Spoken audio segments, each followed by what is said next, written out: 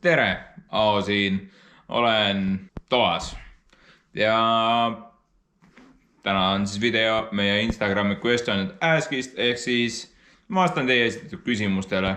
Küsimusi oli üsna palju, umbes 32 vist või midagi sellist. Ja ega siin midagi, kuna 32 küsimust on vastata, siis ega ma alustan kohe esimesest küsimusest, miks pole sind ammu näinud.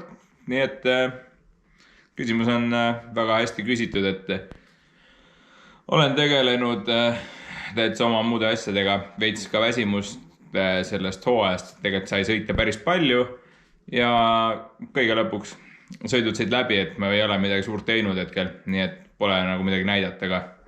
Et vaatame siis, mis nüüd edasi tuleb, aga kuna hooaeg algab ja tegelikult eesmärgid on suht suured, siis vaatame, et äkki saab ka palju rohkem videosid teha. Uku Ürjental küsib, et vana oled 28. The Real Live kas V8 E46 alles? Jaa, ei ole. Et see tänavaauto on müüdud ja seda ei ole juba tegelikult 2021 aasta suve algusest, nii et ma küll ei tea, millal ma müüsin ta, aga ma arvan, mingi mai või juunikuuses. Ja nüüd on koondatud küsimus, ehk siis ma veits sättisin oma küsimusi kokku, et mis on korduma kipuvad, et nad tuleksid ühe nime alt välja enam-vähem või noh, sedasi. Kaivo ja Siimutška on jõudnud küsimusele, et miks just drift või rallycross või drag, et miks ma olen valinud drifti. Drifti valik on tegelikult minu jaoks olnud juhuslik ja tegelikult üleüldse motosport on minu jaoks juhus.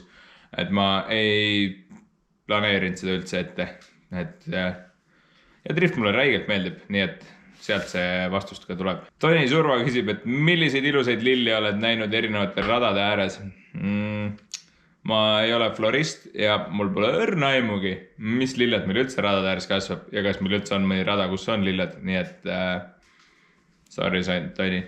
Anni Lill on kirjutanud lause mulle isegi mitte küsimuse, vaid et üju märgise taha pannud, ehk siis millal kõrvalsõitu saab, 3 aastat oodanud juba.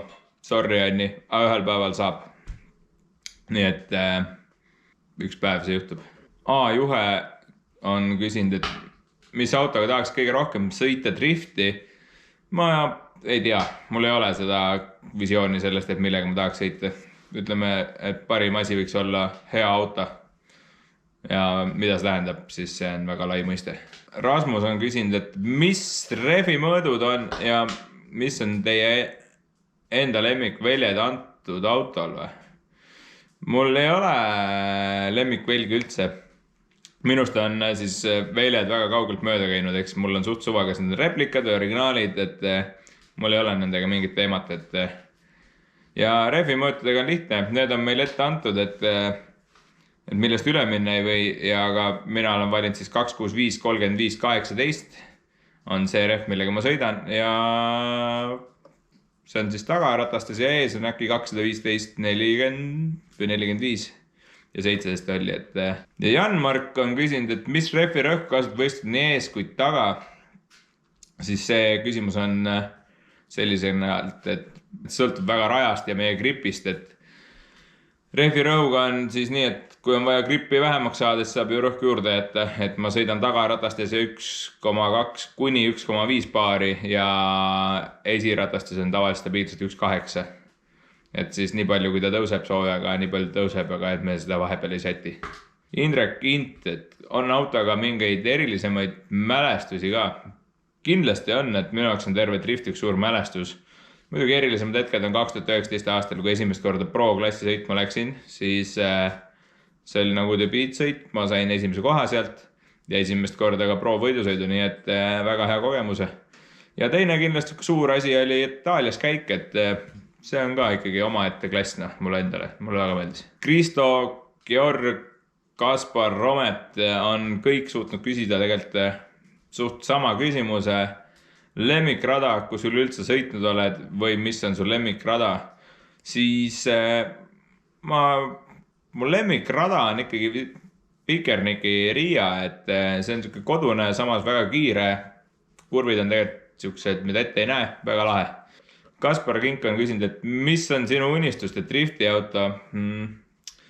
Ma ei unista väga hetkel driftiautost ja ja kui ma midagi peaksin nagu mõtlema, siis kas see on Ford Mustang või Toyota GT86. Markus on küsinud, et kõige huvitavam rada, kus kunagi sõitnud oled või kus tahaksid sõita. Väga huvitavad rajad on meil endal Kulbilohu ja tegelikult Roller Coaster from Hell. Et tegelikult nendest nagu väga üle, sellest viimasest, ma ütlen, väga üle rada polegi olemas, et minu jaoks. Ja teine asi siis, kus ma sõitnud olen, ma ütleks väga lahe oli Keitebil, aga kus sõita tahaksid? Ma tahaksin sõita igal juhul siis kuskil NASCAR rajal, nagu Ameerikas nad sõidavad mööda seda panka või raadiuses raja peal. See tundub üli huvitav, nii et see on üks asi, mida tahaks kuidagi ära teha. See on lahe, ma arvan. Palju Aao ise oma autot ehitab, laseb mootori kuskil mujal ehitada. Enamus asju me teeme ise ikkagi, et on detaile, mida me ise ei tee, näiteks siis mootoris plokikaane tööd ma lasen teha alati Corsa Motorsis, et nad on ka meie sponsor ja samal hetkel nad teevad meile ülikvaliteetset tööd, nii et mootori ma teen ise, aga detailseid asju lasen ikkagi kohati teha. Ja autot ma ei saa öelda, et ma ise tegelikult ehitan, et ehitan mina ja mu tiim, aga kõik on ikkagi kodukootud ja põlvates tehtud, nii et täitsa tavaline garaaži auto. Roland Kivitäre küsib, et mitu korda Taanis elus kokku oled lõhkunud. See on hea küsimus, sest et sa nägid, kuidas ma 5 tükki ühe võistlusega lõhkusin. Ma pakun, et siuke 10 Cardaaniaga veovilla ikkagi umbes 50 kanti, nii et ühte siin ikkagi rohkem läinud.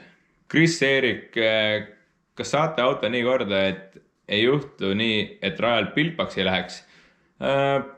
Tõsi on see, et motosport on nimeline ja siin juhtub asju, aga ma arvan, et meie auto on suht hästi koos püsima hakanud, et see aasta tegelikult me saime ühe ainukese suure tehnilise viperuse ja see oli käjukast, aga see ei olnud mitte kuidagi meie enda viga, nii et käjukasti tootja tegi selle veel garantii korras korda ja siin motospordis ikka juhtub asju, midagi teha ei ole. Roomet Liiv, et mis autoga alustasid, mida soovitad alustavale driftijale? Ma alustasin täpselt see sama E36, millega ma praegugi sõidan, et see oli mu esimene driftiauto ja ta on praegugi veel alles. Ja alustavale driftisõitjale ma soovitan siis järjepidevust ja sihikindlust, et ükski asi drifti sõitmisega auto asja juures ei tule tavaliselt lihtsalt ja väga palju asju peab väga palju harjutama, nii et paksu rahakotti ja pikka meelt. Madis küsib, et kuidas drifti karjäär algas, kui ammu ja mis autoga, siis osalise vastus said eelmisest küsimusest, aga see hakkas selliselt, et tegelikult sõitsin Ülemiste parklas oma E36-ga, millel 4-liitrine V8 vahel. Lihtsalt lasime ketsi. Aga üks hetk ilmus üks sõber mu juurde, kes ütles, et kuule, mul on töö juures üks drifti auto, mis on ka samasugune V8, aga mootor on katki ja omanikul on kopp eest, ei viitsi enam tegelda. Siis sai välja mõeldud, et peakski ära ostma ja uurisime välja selle auto hinna ja see hind oli suht mõistlik, millega ma ta ära kossin. Ja see oli aastal äkki 2016 algus ja nii ma endale saingi drifti auto siis, et ma lihtsalt juhuslikult ostsin selle tegelikult. Siis tegime selle korda, käisime paar korda kuskil laitses proovimas, siis juba järgmine hetk sõitsime kas lõpulaksu või avalaksu, ma ei teagi kumbagi nendest üritustest. Ja Rapla siis viimasooja ürituse, kus kohas ma lihtsalt tegelikult failisin juba kvallis, et suuretasin nupust auto välja ühel ringil ja üks ring enne seda tegin spinni, nii et ma kvallist edasi saanud. Aga jõudsime koju, sain veits mõelda ja sain aru, et tegelikult oleks variant, et paneks sinna veits võimsama mootori ja siis saaksime äkki veel parem auto. Aga sealt hakkaski normaalne Kotermanni teekond pihta ja kuidas me oleme jõudnud siiamaani, kus me praegu oleme. Ojapoiss küsib, et kas eelistad olla pätt või politsei, jälitatav või eessõitja, siis tagasõitja on nagu väga huvitav olla. Mulle väga meeldib see osa, aga samal hetkel, kui sa küsid, kas ma olen pätt või politsei, siis ma pigem olen pätt. Ma ei taha kellegi peal kitse panna. Et jaa, tagasõitja on tuus. Kevin küsib, et mis kütust see drifti BMW kasutab? Me sõidame puhta etanooliga, et meil on 98% etanool kütuse paagis ja see ongi meie kütus. Banderas küsib, et mis põhjusel hüdrokas on nii eemal? Hüdrokas on nii eemal sellest, et selle auto ma sain, siis see hüdrokäsipüdur oligi enam sama koha peal ja sellest ma olen ära õppinud koordinatsioonis, et see on seal. Ja mul ei olegi sellega mingit muud teemat, et see on pigem juhuse kokkulangemislugu, et see oli enne pandud ja nii ta jäi ja nii mulle hakkas meeldima ja täna ma enam ei oskagi seda sinna käigukangi ja rooli vahel toppida, nii et nüüd ta on seal vist. Mis järgmine kere oleks? No Ford Mustang või siis GT86 Toyota. Martin küsib, et kaua sul auto on olnud, siis selle ma vastasin veits enne ka juba, et 2016 aastast on see drifti auto olnud ja niisama auto on, ma arvan, et mul olnud umbes 7 aastast peale, et päris pikk aeg. Ma ei tea, Ryan 11, et millal uue auto ostad, kas see võiks olla GDM? No mul ei ole mingit suurt teemat selle GDM-iga, et ma seda väga ostma tahaks minna ja uue autoga on meil huvitav lugu olemas juba. Kas uueks hooajaks tuleb uus auto, küsib Robin ja samal hetkel kirjutab Altmets, et näita uut pilli. Ja Heigo Lind ütleb, et kas on plaanis uut autot ka ehitada? Kaspar ka veel ütlesid, et oled V8, no see tähendab V8 heit, et vihkan V8. Küla peal jutt, et sul M60 turbo, mis juhtus? See on M60 biturbo, nii et juba veits küla jutt on natuke vale. Midagi juhtunud, mõistlik hind ja kvaliteet oli selle loo põhjus, et tegelikult on meil jah tõesti üks uus auto, millest äkki tuleb veel juttu natukene hiljem siis. Markus 860, autol uus liveri ka kunagi tuleb ja sama asja küsib, et 2022 aasta autodisain tuleb milline. Ma ei tea seda autodisaini osa, et me tahaks teha hea disaini, kus me toome välja veits paremini kõiki sponsoreid, kes meil on ja see on niisugune asi, lisaks üleüldine disaini on, et vaatame, kes meile selle hea disaini pakub ja kus me see ära tehakse. Me proovime ka seda teha, aga kuidas see välja tuleb, seda me näeme tulevikus. Sander küsib, et kas kes meeskonnas on ja nende rollid, siis ega meil on väga väike meeskond. Meil on Keijo ja Fiorello Ergo vahel või tihti oli ka Kevin Pesur, kes siis tegi spotteri tööd. Et Keijo ja Firo üles on lihtne, nad on meie mehaanikud, kellel on kõik muud rollid ka olemas, et tegelikult lihtsalt ei ole neil mitte midagi. Et alustades rattavahetus, kuni lõpetades kere sirgeks tagumisega, siis nad on kõiges olemas. Ja samamoodi Ergo on, kui tal on aega, ta spotib, kui tal on aega, teeb mehaanikutööd. Ja veel suuremat meeskonda ei olegi siis. Ja meeskond liikmeid ka juurde otsida, meil on kindlasti meil vaja kedagi. Et oleks ka backup olemas olukorras, kus kohas on mõni mees hõivatud või kuhugi minemas, et ta ei saa tulla.